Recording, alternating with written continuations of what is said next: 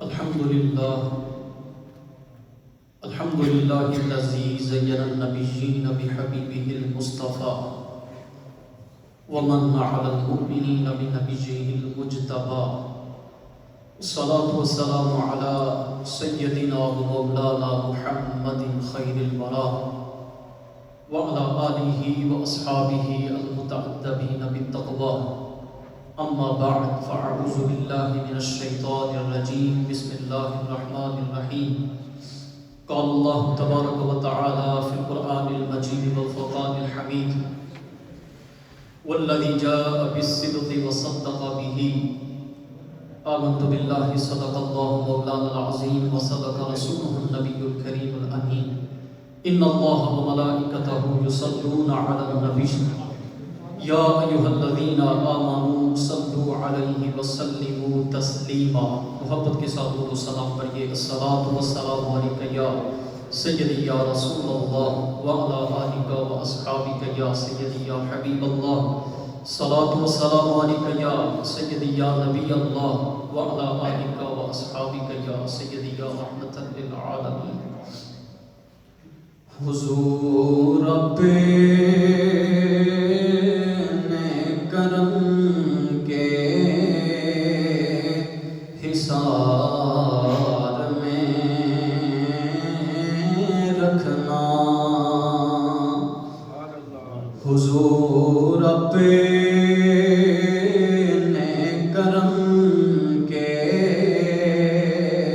حصار میں رکھنا. دیال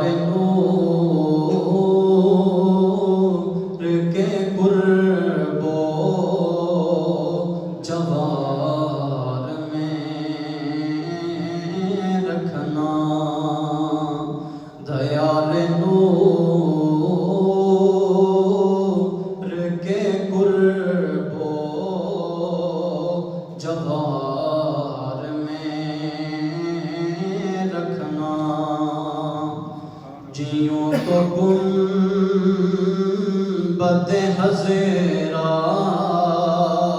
کے سائے میں آقا. جیوں تو گنبد حضرا کے سائے میں آقا. میں مر بھی جاؤں تو اپنے دیار میں رکھنا. میں مر بھی جاؤں تو اپنے دیار میں رکھنا. حضور اپنے کرم کے حصار میں رکھنا. دیار نور کے قرب و جوار میں رکھنا. حمد و صلات کے بعد تمام تر تعریفیں اس وحدہ لا شریک کے لیے ہیں کہ جس مالک ارض و سماوات نے اس تمام جہان کو پیدا کیا. اور کروڑوں درود و سلام ہو مصطفیٰ کریم کی ذات و صفات پر کہ جن کے وسیلہ سے یہ ساری کائنات مرد وجود میں آئی. حضرات محترم، یہ ماہ مقدس جمادی الثانی کا ہے اور اس ماہ مقدس میں خلیفہ اول جناب سیدنا صدیق اکبر رضی اللہ تعالیٰ عنہ آپ کا وصال بکمال ہوا. اسی مناسبت سے حصول برکت کے لیے آج ہم سیدنا صدیق اکبر کا ذکر کرتے ہیں. جناب سیدنا صدیق اکبر رضی اللہ تعالیٰ عنہ آپ کا تعلق عرب کے مشہور قبیلے قریش سے تھا. جب آپ کی ولادت ہوئی تو آپ کے والد نے آپ کا نام عبد الکعبہ رکھا مگر حضور نے سیدنا صدیق اکبر کا نام عبداللہ رکھا، اور پھر آپ کی جو کنیت ہے کہ ابو بکر ہے، اور صدیق اور عتیق یہ آپ کے القاب ہیں، اور آپ کی شان یہ ہے کہ آپ کی صحابیت قرآن سے ثابت ہے۔ نبی پاک صاحب اللہ حضرت محمد مصطفیٰ صلی اللہ علیہ وآلہ وسلم آپ کے بے شمار صحابہ ہیں۔ اب کسی کی صحابیت احادیث سے ثابت ہے، کسی کی صحابیت تاریخ سے ثابت ہے، مگر ابو بکر وہ خوش نصیب صحابی ہیں کہ جن کی صحابیت قرآن مجید سے ثابت ہے۔ اس لیے کہ اگر کوئی شخص آپ کی صحابیت کا انکار کرتا ہے تو گویا اس نے قرآن مجید کی آیت کا انکار کیا ہے، اور جو شخص قرآن مجید کی آیت کا انکار کرے گویا اس نے کفر کیا ہے۔ تو لہٰذا جناب سیدنا صدیق اکبر کی صحابیت کا انکار کرنا یہ کیا ہے؟ کفر ہے۔ اور دوسری شان آپ کی یہ ہے کہ کسی کی ایک پشت صحابی، کسی کی 2 پشتیں صحابی، کسی کی 3 پشتیں صحابی، مگر سیدنا صدیق اکبر کی شان یہ ہے کہ آپ کی 4 پشتیں صحابی ہیں۔ آپ خود بھی صحابی ہیں، آپ کے باپ بھی صحابی، آپ کا بیٹا بھی صحابی، اور آپ کا پوتا بھی صحابی ہے۔ آپ کو یہ شان عطا کی گئی۔ اور پھر آقا دو جہاں صلی اللہ علیہ وآلہ وسلم نے ارشاد فرمایا کہ مجھ پر جس کسی کے بھی احسانات تھے میں نے سب کا بدلہ دے دیا، سوائے صدیق اکبر کے، کہ جناب سیدنا صدیق اکبر کے مجھ پر اتنے احسانات ہیں کہ ان کا بدلہ رب کائنات قیامت کے دن ان کو عطا فرمائے گا۔ اور پھر حضور فرماتے ہیں کہ مجھے جتنا نفع ابو بکر کے مال نے دیا ہے اتنا نفع مجھے کسی اور کے مال نے نہیں دیا۔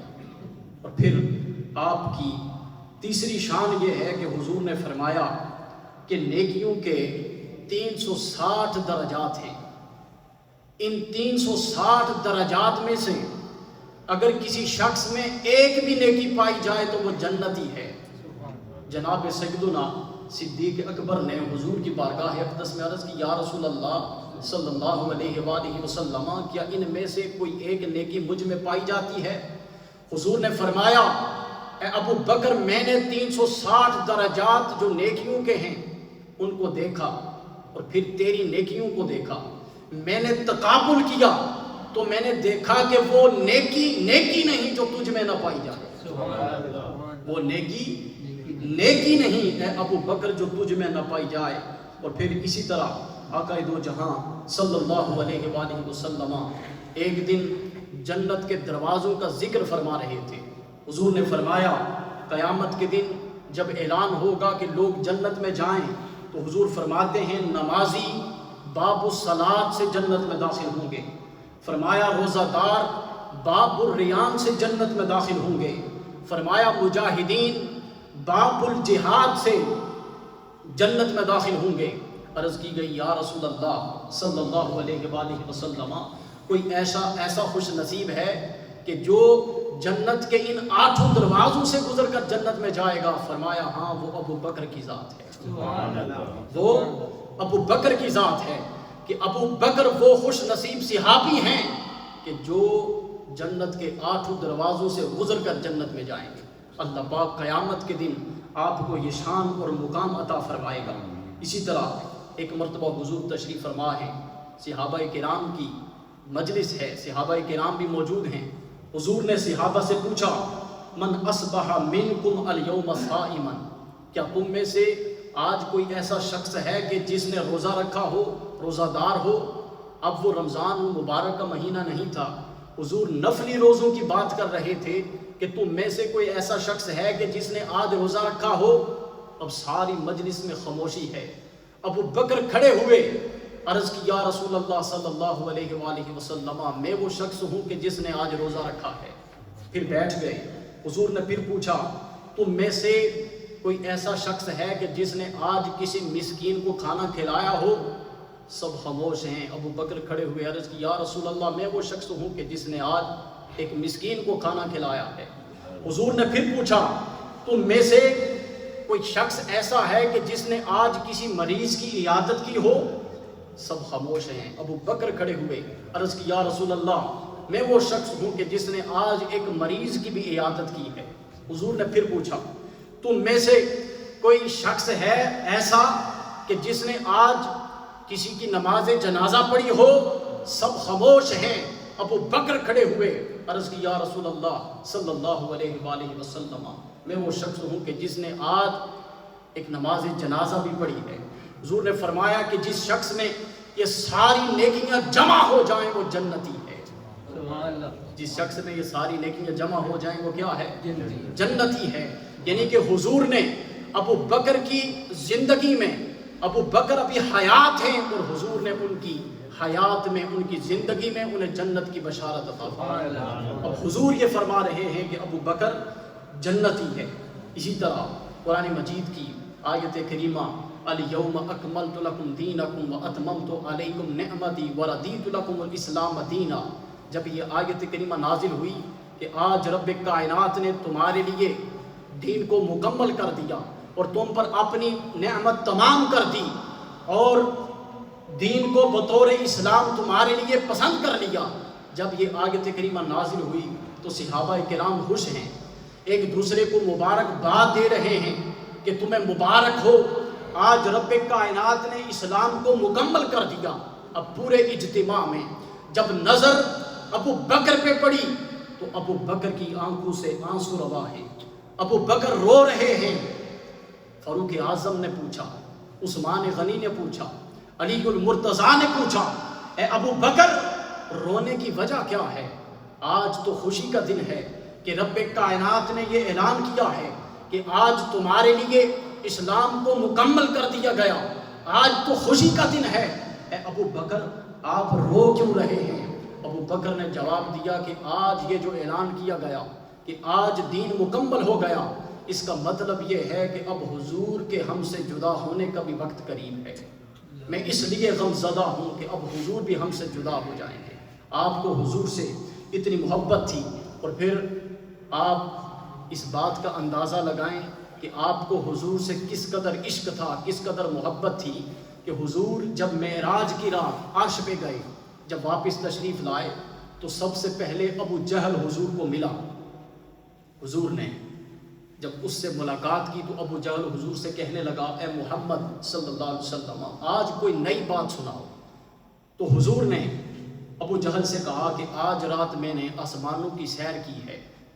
وہ حضور کا مذاق اڑانے لگا، کہنے لگا کہ عقل اس بات کو تسلیم نہیں کرتی کہ رات کے تھوڑے سے حصے میں حضور نے سارے آسمانوں کی سیر کر لی. اب ابو جہل سب سے پہلے ابو بکر کے پاس گیا. اس کا خیال تھا کہ میں یہ سب کو بتاؤں گا، سب لوگ اس بات کا مذاق اڑائیں گے کہ عقل اس بات کو تسلیم نہیں کرتی کہ رات کے تھوڑے سے حصے میں کوئی شخص سارے آسمانوں کی سیر کر کے واپس آ جائے. اب وہ سب سے پہلے ابو بکر کے پاس گیا اور جا کر کہنے لگا اے ابو بکر اگر کوئی شخص یہ کہے کہ وہ رات کے تھوڑے سے حصے میں فرش سے عرش تک گیا ہے اور سیر کر کے واپس آیا ہے، کیا تم مان لو گے؟ ابو بکر نے کہا پہلے مجھے بتاؤ یہ کہا کس نے ہے؟ اس نے کہا کہ پہلے آپ یہ بتاؤ کہ اس بات کو تسلیم کرو گے؟ ابو بکر نے پھر کہا کہ بتاؤ یہ کہا کس نے ہے؟ ابو بکر نے جب مجبور کیا تو وہ کہنے لگا یہ بات تمہارے آقا حضرت محمد مصطفیٰ صلی اللہ علیہ وسلم وہ کہتے ہیں. ابو بکر نے کہا تم تنے تنہا حضور کی بات کرتے ہو، اگر حضور یہ کہیں کہ میں پورے گھرانے کے ساتھ عرش پہ گیا ہوں تو میں پھر بھی ماننے کے لیے تیار ہوں. اب دیکھیں ابو بکر کا عقیدہ کیا ہے اور کس قدر محبت ہے.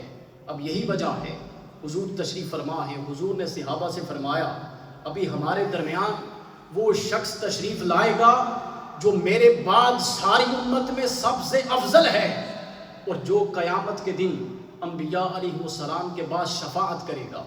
صحابہ کہتے ہیں کہ حضور نے جب یہ بات ارشاد فرمائی ہم بیٹھے تھے کہ تھوڑی دیر کے بعد ابو بکر تشریف لائے. حضور اپنے مقام سے کھڑے ہوئے، ابو بکر کا ماتھا چوما اور اپنے گلے سے لگا لیا. اور پھر ایک حدیث پاک میں ہے حضور نے فرمایا قیامت کے دن رب کائنات اپنے عرش اعظم کے سامنے میرے اور سیدنا ابراہیم علیہ السلام کے لیے ممبر بچھائے گا.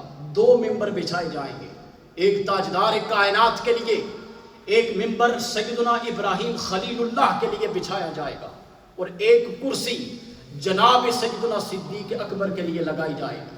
اور پھر کوئی اعلان کرنے والا اعلان کرے گا کہ کیا شان ہے سیدنا صدیق اکبر کی کہ آپ خلیل اللہ اور حبیب اللہ کے درمیان تشریف فرما ہیں. ایک طرف سیدنا ابراہیم خلیل اللہ ہیں، ایک طرف حبیب اللہ جناب حضرت محمد مصطفیٰ ہیں. اور کیا شان ہے ابو بکر کی کہ قیامت کے دن رب کائنات آپ کو یہ شان عطا کرے گا کہ صدیق اکبر خلیل اللہ اور حبیب اللہ کے درمیان ہوں گے. رب کائنات کی بارگاہ میں دعا ہے کہ رب کائنات ہمیں حقیقت کے اندر تمام صحابہ کرام کے مقام، آپ کی شان اور مرتبے کو سمجھنے کی توفیق نصیب فرمائے. اللہ پاک ہمارے دلوں کے اندر تمام صحابہ کرام کی محبت کو پیدا کرے. اللہ پاک ہمیں صحابہ کرام کے ساتھ بغض سے، عناد سے، حسد سے بچائے. اللہ رب العزت ہم سب کی حاضری کو اپنی بارگاہ میں قبول و منظور فرمائے. وآخر دعوانا الحمدللہ رب العالمین.